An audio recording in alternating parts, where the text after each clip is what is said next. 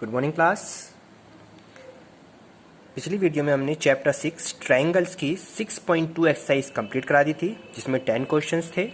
आज मैं आपको इसकी एक्सरसाइज 6.3 ट्रायंगल्स की 6.3 एक्सरसाइज कंप्लीट कराऊंगा। कंप्लीट नहीं, इसमें 2-3 क्वेश्चन देखते हैं, क्वेश्चंस काफ़ी हैं।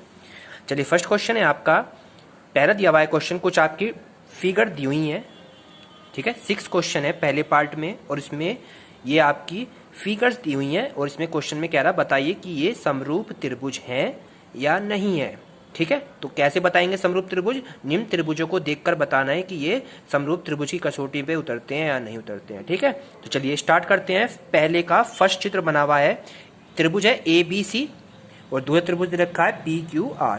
Angle of 60A, angle of P 60, B 80, Q 80, 40 and 40, बिल्कुल सेम है सब कुछ यहाँ पे।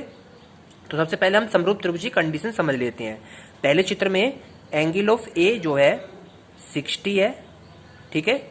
एंगल ऑफ B कितना है? एंगल ऑफ B 80 है, और एंगल ऑफ C कितना है बच्चों? यहाँ पे 40 है, ठीक है। अब त्रिभुज क्या था? ABC में। अब त्रिभुज PQR की बात करें तो एंगल ऑफ P कितना है? एंगल ऑफ P 60 है, एंगल ऑफ Q कितना है? 80 है, एंगल ऑफ R कितना है? 40 है, ठीक है बच्चों। अब हमें कंडीशन पता है, एंगल A जो है एंगल P के बराबर आ रहा है। एंगल A एंगल P के, क्योंकि ये भी 60 ये भी 60 बराबर आ रहा है। इसी प्रकार एंगल B जो है एंगल Q के बराबर आ रहा है। इसी प्रकार एंगल ऑफ C जो है वो एंगल ऑफ R के इक्वल आ रहा है, ठीक है। तो हमने एक कंडीशन पढ़ी थी समरूप त्रिभुज की। क्या कंडीशन पढ़ी थी बच्चों? कि अगर इनके आपस में एंगल सेम होते हैं, इक्वल होते हैं, दैट इज वो त्रिभुज कैसा होता है? समरूप त्रिभुज होता है। कौन सी समरूप त्रिभुज की कौन सी कंडीशन थी ये? जब तीनों एंगल सेम यानी ट्रिपल ए समरूप त्रिभुज की कंडीशन से। तो इसलिए क्या हो जाएगा? त्रिभुज ABC क्या हो जाएगा? समरूप हो जाएगा त्रिभुज PQR के। और किस कंडीशन से पड़ा है? ट्रिपल ए, दो समरूप, दो त्रिभुज की समरूपता की कसौटी हमने क्या पढ़ी है बच्चों? उसका ट्रिपल ए का रूल।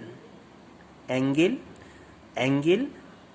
से तीनों एंगल इक्वल आ जाते हैं, यानी एंगल वाले रूल से हमने पढ़ा कि अगर दोनों त्रिभुजों के तीनों एंगल आपस में इक्वल होते हैं, दैट इज ये वाला ट्रायंगल इस ट्रायंगल के क्या होता है? समरूप होता है। ये समरूप की कंडीशन पढ़ी थी हमने। तो आपके ये क्वेश्चन समझ में आ गया बिल्कुल। अब इसी का सेकंड पार्ट देखते हैं। फर्स्ट पार्ट के बाद ये तो था इसके एंगल की कंडीशन। अब सेकंड पॉइंट देखते हैं। सेकंड में दिया हुआ है त्रिभुज ABC और त्रिभुज PQR। त्रिभुज ABC और त्रिभुज PQR, इसमें अब क्या साइड दे दी? इसकी साइड 2, 3 एंड 2.5, इसकी साइड 6, 5 एंड 4। तो किन्हीं भी दो साइडों का जो रेशियो होगा वो इक्वल आना चाहिए। दैट इज उस कंडीशन पे ये आपकी कौन सी? साइड इंटू साइड वाला रूल लग जाएगा। चलिए पहले निकालते हैं हम। AB कितनी है? AB ले लीजिए, AB है 2, ये लिखी AB आपकी 2 है। फिर BC लिख लीजिए, BC कितनी है? 2.5 है। फिर CA लिख लीजिए, वो कितनी दे रखी है? 3 सेंटीमीटर, ठीक है। नेक्स्ट वाले पाएंगे त्रिभुज PQR में, तो त्रिभुज PQ की वैल्यू कितनी दे रखी है? PQ इज इक्वल टू 6 है, ठीक है बच्चों। PQ 6 दे रखा है। एंड फिर QR दे रखा है, QR है कितना? 4 है। और लास्ट में RP इज इक्वल टू कितना है? 5 दिया हुआ है। अब तीनों साइडों का रेशो इक्वल आ जाता है, दैट इज ये भी समरूप त्रिभुज की कंडीशन हो जाती है। तो क्या बताया मैंने? AB side upon QR, BC upon में RP एंड CA अपॉन में PQ, ठीक है बच्चों। इस कंडीशन पे टर्म्स, यानी इसका सी ए ये वाला आपका क्या हो गया, सी ए ये इसका कर्ण हो गया सी ए, ऐसी इसका ये कर्ण ये हो गया। तो कर्ण को कर्ण के अपोन में कराए, लंब को लंब के अपोन में और आधार को आधार के अपोन में कराए। तो ये आपका रेशो आना चाहिए और तीनों के तीनों क्या आने चाहिए, आपके इक्वल आने चाहिए। दैट इज ये आपका साइड इंटू साइड का रूल लग जाएगा, तो भी क्या कंडीशन हो जाएगी, ये समरूप त्रिभुजी कंडीशन हो जाएगी। अब इसमें पुट करते जाते हैं। पहले हम A B upon Q R देखते हैं। ए बी की वैल्यू 2 और क्यू आर की वैल्यू कितनी है 4। अब आ जाइए बी सी की वैल्यू कितनी दे रखी है 2.5 और आरपी की वैल्यू है 5। नेक्स्ट पा जाइए सी ए की वैल्यू है 3 एंड पी क्यू की वैल्यू कितनी है 6 है। अब ये हो जाएगा 2 1 जा 2 और 2 2 जा 4, तो 1/2 आ गया। यहाँ पर पॉइंट हटा दी, 0 बढ़ जाएगी। 25 1 जा 25, 25 2 जा 50, तो ये भी कितना आया 1/2 आया। एंड 3 1 जा 3 और 3 2 जा 6, तो ये भी क्या आया 1/2। तो तीनों की तीनों कंडीशन क्या आई, इक्वल आ गई। तीनों कंडीशन क्या आ गई बच्चों, इक्वल आ जाती है। और जब इक्वल आ जाती है तो क्या होता है, त्रिभुज समरूप त्रिभुज बन जाता है। कौन सी कंडीशन से, एस एस कंडीशन से। कौन सी कंडीशन से, एस एस की। जब त्रिभुज दो त्रिभुज समरूप होंगे एस एस एस रूल से, ठीक है, साइड इंटू साइड से। तो इसलिए त्रिभुज ए बी सी जो हो गया, क्या हो गया, समरूप हो गया त्रिभुज क्यू आर पी के। तो ये भी समरूप त्रिभुजी कंडीशन बन गई। बिल्कुल ठीक हो गया, बिल्कुल। थर्ड पार्ट देख चलते हैं। थर्ड ये रहा, त्रिभुज है एल एम पी और डी ई एफ। इसकी भुजा ये भुजा 4 5 और 5 इसकी साइड हो गई। अब इस कंडीशन पे लेकर चलते हैं, तो इसमें भी बिल्कुल सेम टू सेम देखना पड़ेगा। जैसे इसमें करा था ऐसी इसकी साइड लिख लो। थर्ड नंबर का लिख लेते हैं एल एम, एल और एम दे रखा है 2.7, एम पी दे रखा है कितना बच्चों, एम पी दिया हुआ है 2 एंड पी एल दे रखा है 3। पी एल कितना है 3 है। अब सेकंड वाले त्रिभुज में डी ई लिख लीजिए। डी कितना दे रखा है 4 है, डी ई 4 है। इसके बाद ई एफ कितना है, चित्र आपकी नोटबुक में बना हुआ है और मैंने भी यहाँ पे आपको शो करके दिखा रखा है, ठीक है। तो E F is equal D E F हो गया 5 एंड एफ डी पे आ जाइए। एफ डी है आपका 6। अब इसका रेशो क्या आना चाहिए, एम पी अपॉन में D E, P L upon में एफ डी और एल एम अपॉन में ई एफ। और ये तीनों अगर इक्वल हो जाती है तो दैट इज ये भी समरूप बन जाता है। तो पहले एम पी देखिए, एम कितना है 2, एम पी हो गया 2 और डी ई कितना दे रखा है, डी ई आपका 4। नेक्स्ट पा जाइए P L 3, F D 6, L M कितना है 2.7 एंड ई एफ कितना है 5। चलिए 2 1 जा 2, 2 2 जा 4, तो 1/2 आ गया। 3 1 जा 3, 3 2 जा 3, ये भी 1/2 आ गया। इसकी पॉइंट हटा दीजिए, ऊपर 27 नीचे 50 हो जाता है। अब ये 27 अपॉन में 50 रह जाता है, ये डिवाइड नहीं होगा। तो ये दो तो इक्वल आ गई और तीसरा वाला क्या है, नॉट इक्वल है। यानी कि ये आपके तीनों इक्वल नहीं है और तीनों इक्वल नहीं है इसका मतलब क्या है, दोनों त्रिभुज समरूप नहीं है। तो लिख देंगे, क्या लिख देंगे बच्चों यहाँ पे, दोनों त्रिभुज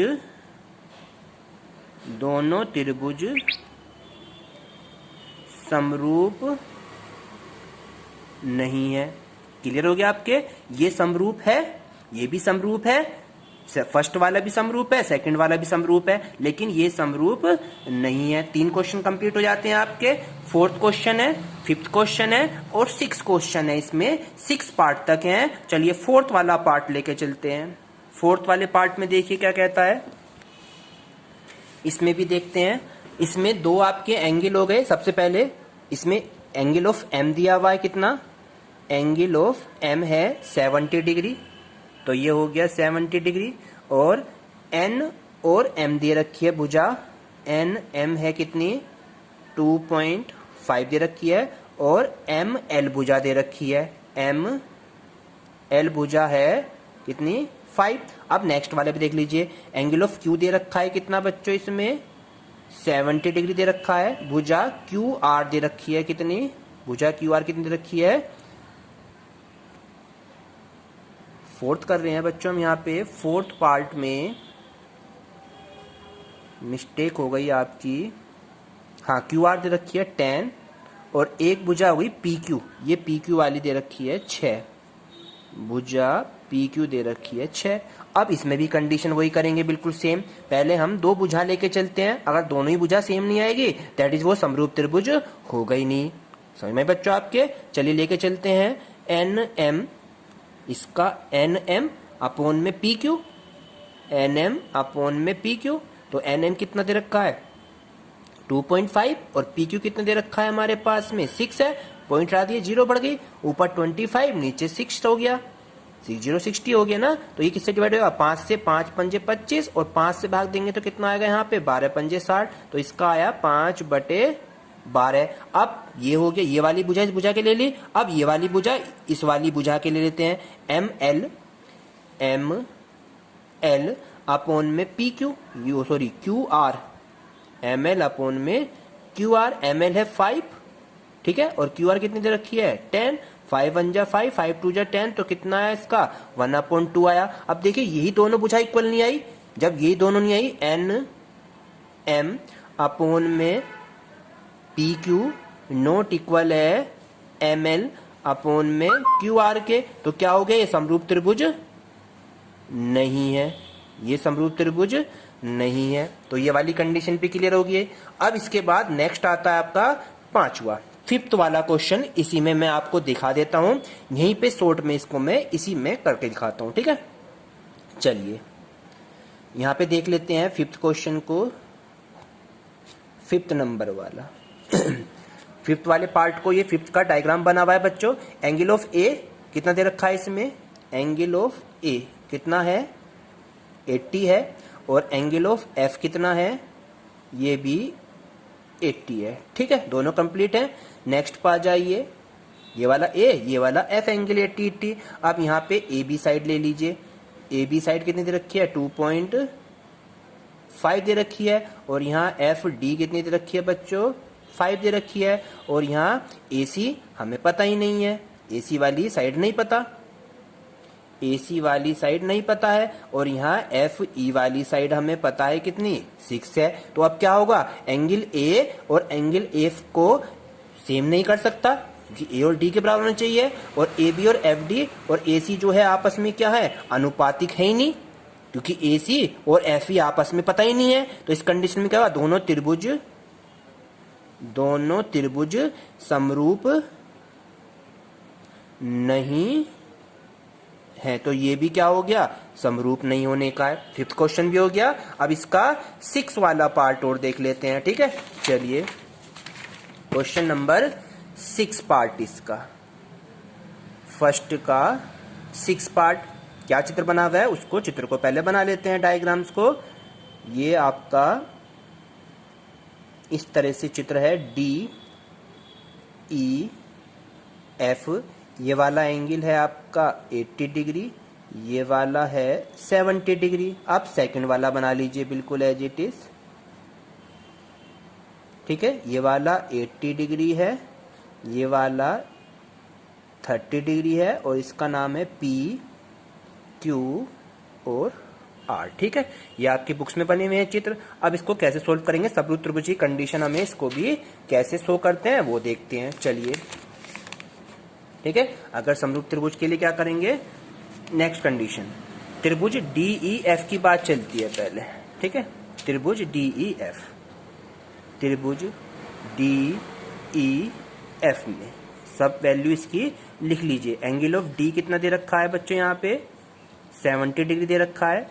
एंगल ऑफ ई कितनी दे रखा है 80 डिग्री दे रखा है। और एंगल ऑफ एफ जो है ये वाला, ये कैसे निकलेगा, इसको निकालने का तरीका क्या है, दोनों को प्लस करते हैं और 180 में से माइनस कर देते हैं, क्योंकि त्रिभुज के तीनों कोणों का योगफल क्या होता है 180 होता है। तो कैसे करेंगे, एंगल एफ निकालने के लिए 180 माइनस 70 प्लस 80 कर देंगे, और 180 माइनस 70 प्लस इसको प्लस कर दीजिए, 8 7 15 150 हो जाता है। क्लियर हो गया बच्चों आपके।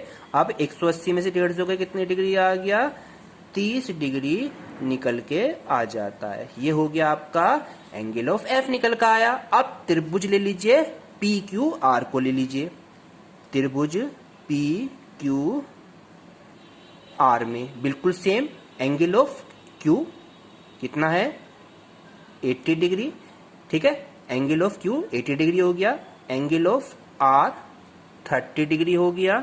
अब एंगल ऑफ पी कितना होगा, बिल्कुल सेम कि 180 में से माइनस कर देंगे 80 प्लस 30 को प्लस करके, तो 180 माइनस, क्योंकि त्रिभुज के तीनों कोणों का योगफल 180 होता है, तो 80 और 30 कितने हो गए 110 हो गए, और 180 में से 10 गए तो कितने आ गया 70 डिग्री। तो कोण P जो निकल कर आ रहा है वो कितना आ रहा है 70 डिग्री निकल कर आ रहा है। अब देखिए त्रिभुज D E F व त्रिभुज P Q R में, इन दोनों त्रिभुज में अब हम चेंज करके देखते हैं। ये वाला एंगल ही पता चल गया हमें 30 डिग्री का आया, ये वाला एंगल कितना आया बच्चों यहाँ पे 30 डिग्री, और ये वाला ऊपर वाला कितना आया 70 डिग्री, ठीक है। अब इनको देखिए एंगल ऑफ D जो है, angle of D angle of P के बराबर आ रहा है, यानी कितना आ रहा है 70 डिग्री आ रहा है, बिल्कुल ठीक है एकदम, ठीक है।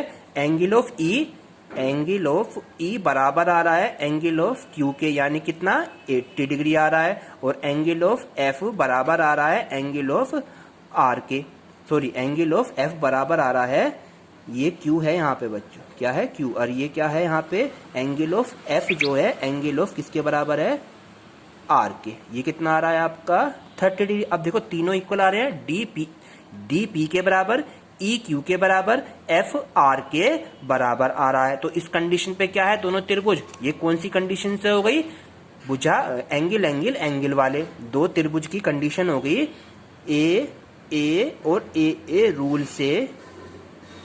रूल से, ठीक है। A रूल से एंगल तीनों बराबर होते हैं, इसलिए क्या हो गया हमारे पास त्रिभुज D E F जो होगा वो क्या होगा सर्वांगसम होगा त्रिभुज P Q R के, समरूप होगा। तो ये क्या हो गया, ये आंसर हो जाता है कि ये क्या है एक समरूप त्रिभुज है। तो इस तरीके से आपके 6 पार्ट कंप्लीट हो जाते हैं। अब इसका मैं सेकंड क्वेश्चन आपको कराता हूं, क्वेश्चन नंबर 2 देखते हैं। चलिए स्टार्ट करते हैं। चित्र बना हुआ है, चित्र को मैं बना देता हूं पहले। यहाँ पे ये आपका चित्र एक बना हुआ है, इसमें इस तरीके से ये आपका चित्र बना हुआ है, ठीक है बच्चों। ये वाला एंगल दे रखा है 125, बिंदु O हो गया, ये D, ये C, ये A है और ये B है। इस तरीके से ये डायग्राम बना हुआ है। ये वाला एंगल 70 डिग्री दे रखा है, ये 125 है। अब इस कंडीशन पे देखो कैसे करते हैं। सबसे पहले हमें पता होना चाहिए, एक तो एंगल है BOC, एक है एंगल DOC, ठीक है। दो एंगल दे रखे हैं, कोण DOC व कोण BOC, कोण BOC, ये दोनों एंगल ही हमने पिछली उसमें पढ़े थे, एक रेखिक युग्म के कोण है। ये एक रेखिक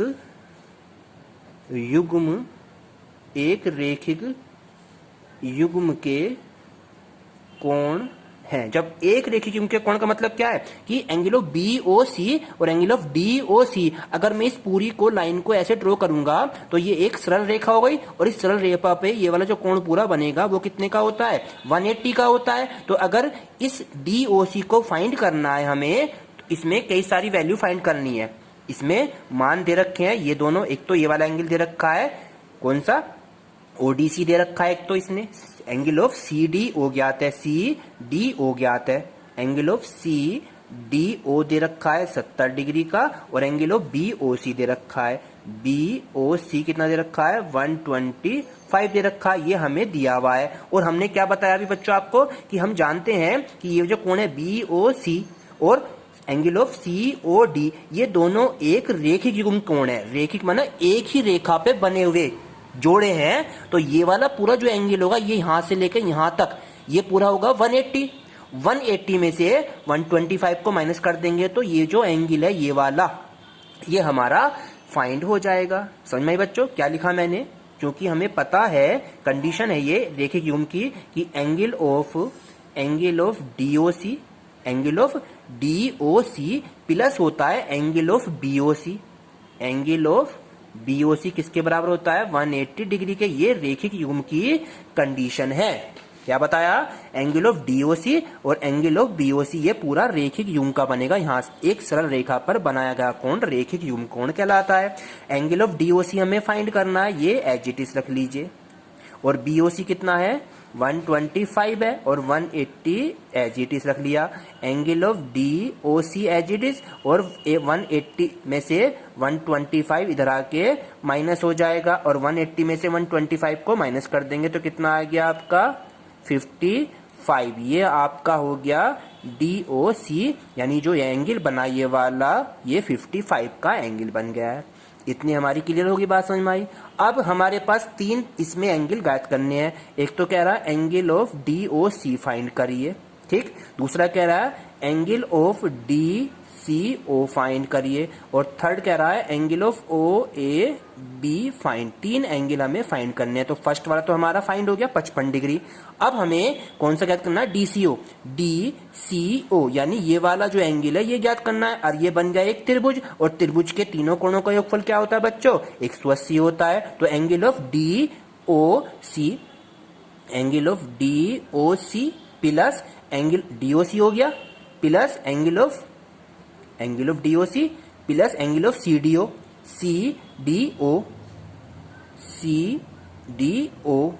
प्लस एंगल ऑफ OCD या DCO लिख लीजिए। Angle of DCO is equal to कितना हो जाएगा? 180 और DOC कितना है? 55। और ये वाला हमने DOC तो निकाला 55। अरे जो ODC है या CDO है वो कितना है? 70 डिग्री। और हमें DCO फाइंड करना है।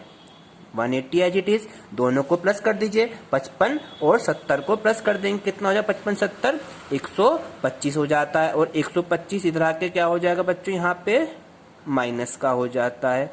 और फिर 180 में से 55, 180 में से दोनों को माइनस कर देंगे तो कितना आ जाएगा? DCO 10 में से 5 गया और 18 में से 17 में से 12 5 17, तो ये भी 55 डिग्री आ जाता है। तो ये वाला एंगल कितना हो गया? 55 डिग्री का हो गया। अब ये कंडीशन क्या हो गई? ये भी 55 का हो गया, ये भी 55 का हो गया। अब कौन सा कोण बचा? OAB बचा। OAB एक ये वाला एंगल निकालना। अब हमें पता है कि ये वाला जो एंगल है इस वाले एंगल के बराबर कब होता है? जब ये तो ये वाला त्रिभुज इस त्रिभुज के क्या होता है? समरूप होता है। त्रिभुज ODC समरूप होगा त्रिभुज OBA के। समरूप होता है तो उस कंडीशन पे क्या पढ़ा हमने? कोण DCO जो होगा वो बराबर होगा कोण OAB के। और DCO की वैल्यू कितनी निकाली? 55 डिग्री। तो यानी कि OAB कितना आ गया? OAB भी कितना डिग्री आया बच्चों? 55 डिग्री का आ गया। ये भी 55 डिग्री का हो गया। तो आपके सारे आंसर हो गए, फर्स्ट भी, सेकंड भी और थर्ड भी। ये आपके आंसर आ गए तीनों के तीनों। तो ये सेकंड क्वेश्चन भी कंप्लीट हो जाता है। तो आज इसके 2 क्वेश्चन हो गए हैं। कल मैं आपको नेक्स्ट क्वेश्चन कराऊंगा, इसे अपनी नोटबुक पे कंप्लीट कर लेंगे। Thank you.